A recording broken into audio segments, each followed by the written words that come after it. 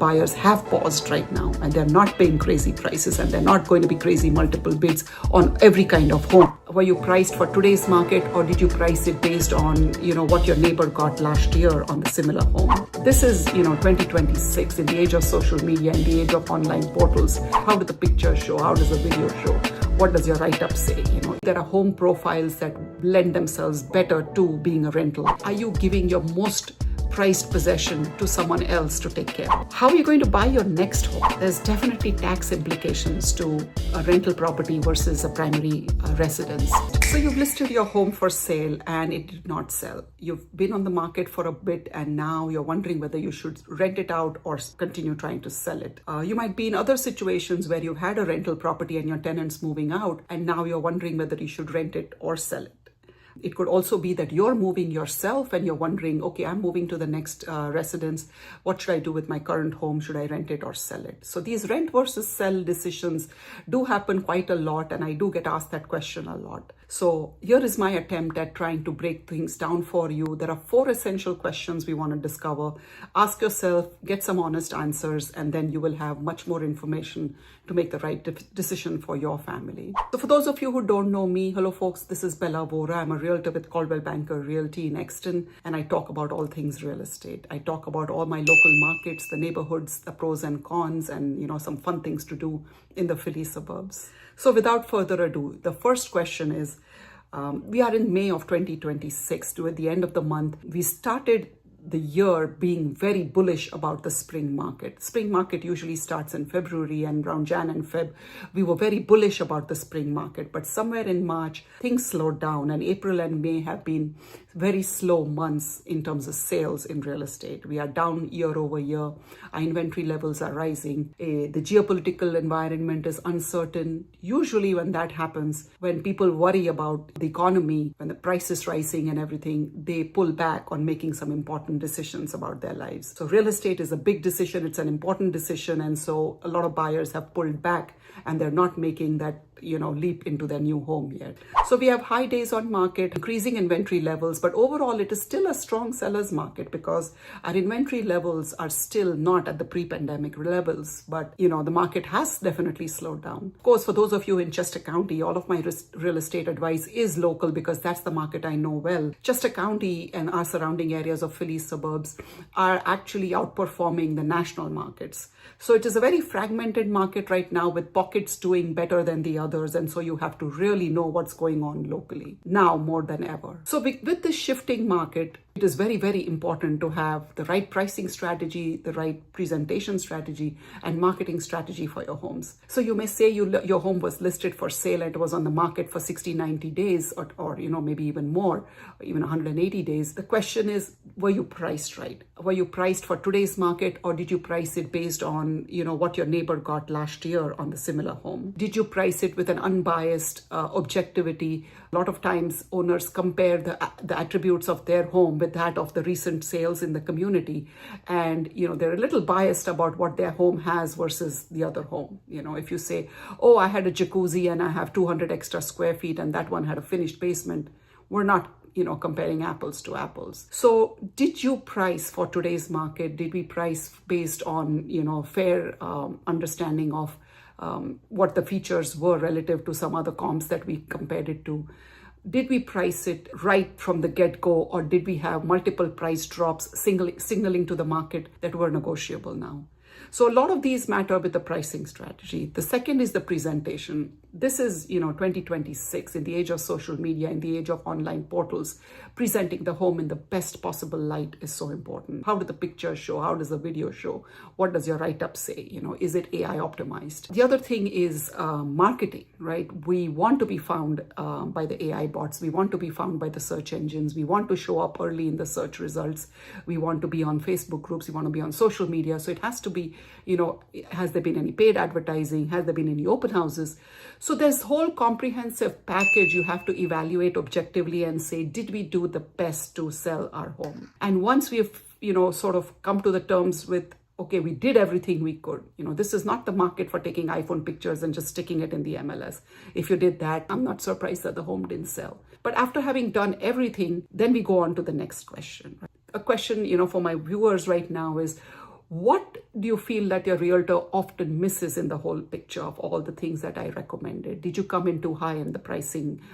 Did you just put iPhone pictures? Did we, did you have a comprehensive marketing campaign that your realtor shared with you? Please, put this in the comments below. It helps me understand the market a little better from the seller point of view. Is your home really a good rental? What is the profile of a home that makes for a good rental? First of all, is it a townhome or is it a single detached home? Does it have an on-site septic? How big of a yard is it? Is it going to be difficult to maintain? The tenants, you're expecting them to mow the lawn and, take care of the septic and trim the trees and do the fall leaves. It's a lot more difficult to do that. Townhomes are a lot easier to rent. You let the HOA take care of the exterior and it's only the interior that you have to worry about. Definitely there are home profiles that lend themselves better to being a rental. The second question you want to ask is, what kind of finishes do you have? Is it a brand new home or is it a really updated home with a lot of high-end interior finishes, right? Do you have high-end carpet? Do you have fancy quartz that you're worried about, pasta stain, sauce stains or wine stains on the counters? Do you have LVP, which is, great with pets and kids and, easy to clean? So the finishes in the house also matter. If you have a lot of higher end finishes, if you have window treatments and blinds that are really high end. I mean, you may have done all of this to, enjoy them yourself as you're living in the home, but at some point, the tenant is not going to be able to take care of all those things for you and they will deteriorate over time. So if you have really high end finishes, you would want to, think about it. The rentals are typically more easy to clean, easy to maintain, pet friendly, kid friendly, sort of workhorses. So that was the second question. Third question is about your price tag. What is actually the value of your home? It is one of the most significant assets people own. And are you giving your most prized possession to someone else to take care of, right? It's a significant investment that you've made, and will the tenants take as good a care of it as you would? Almost never, right? So if it is a higher price point, the fear is even larger. And more importantly, the rent you're going to charge is going to be a little larger. So say in our Chester County markets, we have, if you see like $3,700 or $4,000 in rent or higher, now your tenant pool is significantly smaller. So if you look at the average rentals in the area, if you rent for say something like $4,000, $4,500, there's not many people who can afford $4,000, $4,500 in our markets, right? So you got to be prepared for some vacancy in between tenants, and you have a very small buyer pool, so you're going to have to wait a little longer. Also, those people who are renting those higher end homes can afford to buy. So maybe they are renting it temporarily and eventually when they find something, they're going to move out. The best tenant, in my opinion, is somebody who is right on the border and will continue renting for a long time, prefers rentals instead of, buying or cannot afford to buy. If you look at it from the landlord perspective, that price point matters.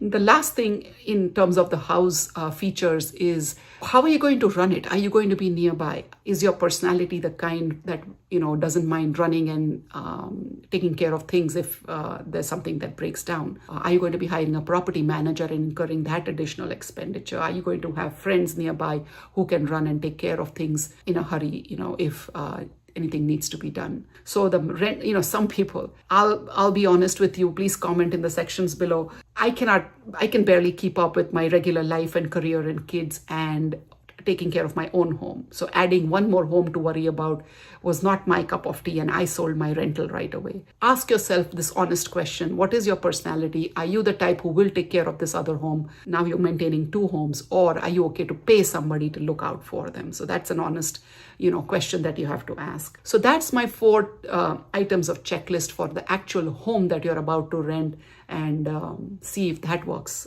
in your rental versus sale decision. So you've made every attempt to sell your home and done a great job of it, and you know that the house passes the rental checklist in terms of whether the profile is correct. The next thing you have to ask yourself honestly is, are you deciding between the two choices? Are you just stalling? Are you just kicking the can down? Are you just deferring that decision? So what are your expectations of the market in another year, in another 2 years, in another 5 years? Are you expecting the prices to go up next year so that you can sell it at a premium? Or are you expecting to hold on to it long long term? So that decision is kind of very important. Right now, the market we've seen a continuous growth since the recession years of 2009 and 10. And so the market has steadily been growing. The home values shot up post-COVID. And now we're flatlining, even though demand is high still. The sellers are still very much on the hot seat because there are more buyers out there than there are sellers. But the buyers have paused right now and they're not paying crazy prices and they're not going to be crazy multiple bids on every kind of home. It's only happening on some homes. So the question is, what are your expectations of the future? I can give you some anecdotal information about this 𝐵𝐻𝐿 County market. We always talk about local markets here. Vanguard, we heard, opened an office in Hyderabad in India. And so there's about 3,000 contractors that they hired over there. So all the subcontractor jobs locally, I'm not sure what's happening with them. Or were they already subcontracted to India? Or did the locals lose some of the jobs? We heard of GSK, healthcare, pharma, having a few layoffs. We heard QVC declaring bankruptcy. We heard of hospitals closing down, the Brandywine Hospital locally. We have a strong tech sector in our area, so there's fear of AI layoffs within the tech sector. So one has to understand the local markets, the unemployment and job concerns, and see what we are trending towards. Are you expecting a significant rise in equity in the next 2 years or 5 years? Or are you just deferring the decision right now and not having to think about it? I actually talked to one of the sellers who said, there's a lot going on. I have some visa issues. I have to find my next job. I don't want to think about my housing right now. I just want to focus on one thing at a time, which is fair enough. If that's a question and that's the way you want to go about it, that's good to know, right? So share in the comments below what you feel, what your economy is, what your neighbors, friends, colleagues are saying. Do you have any concerns with the unemployment situation in the 𝐵𝐻𝐿 County, Montgomery, Delaware County areas, in the Philly suburbs? Please share in your comments below. The next question always is the math. Is the math working? Always the numbers have to work. The finances have to align in the rent versus sell decision. So should I rent my home? Should I sell my home? How do you make the math? Most people just figure out the one way of doing the math, but there are many more things to consider. The first most obvious way to do the math on a rental is people like to know if they're going to break even and then save maybe a couple of $100 at least every month, right? So you take into account your mortgage payment, your taxes, your insurance, your HOA fees, and you pull it all together and you see what kind of rent you can charge and then see if it makes sense, if you're breaking even or saving some. That is a simple math. Everybody is doing it. But here are a few other things that you should be considering. The second part is, how are you going to buy your next home? Do you have the funds? Do you have the down payment to buy the next home? Is your debt to income going to be fine, holding both mortgages? The lender is the one who's going to be able to tell you. I just recently have a client who was looking to sell and we came in pretty high because he's like, Bela, I don't have to sell. But then when we got closer to the settlement on his new home, I wasn't, involved with that transaction. And the lender quite quickly said one fine day, we need to see the lease on your home or we need your home sold. Only then will you qualify for this mortgage. Otherwise, you're going to have to bring in extra down payment. Now that came as a shock to my buyer. He didn't know about this. He was doing it with a custom builder and using the builder's lender to get some concessions, and that communication wasn't done right, and he didn't have a realtor representing him on that one. So it was a huge shock to the system, and we had to quickly get a lease done. We literally managed to wrap it up and do it within 5 days, and it was a very stressful time. Otherwise, he would have had to come up with more funds to settle on his next home. So definitely talk to your lender about having enough finances for the next one. The third one is the taxes. There's definitely tax implications to a rental property versus a primary residence. 2 out of the last 5 years. At what point does your primary residence become a rental property, and what are the tax implications of that is something that you definitely want to talk to your accountant about. For some people, they don't understand deductions and how you're going to make the math work. So definitely get some help with the taxes. That's outside my scope, and I won't go into details with that one. The last piece is, again, get in touch with your financial planner.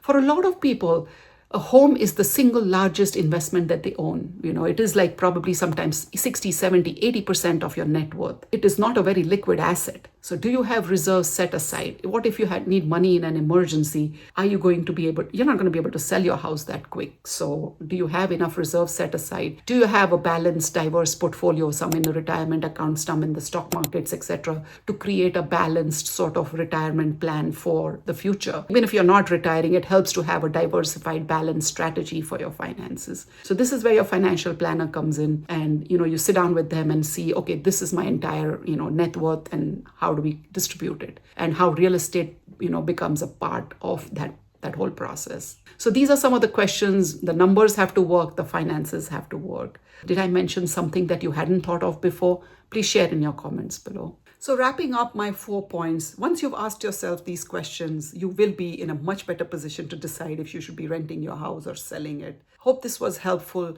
Please share your experiences in the Philly suburbs markets. I'd love to hear from you what your experiences have been.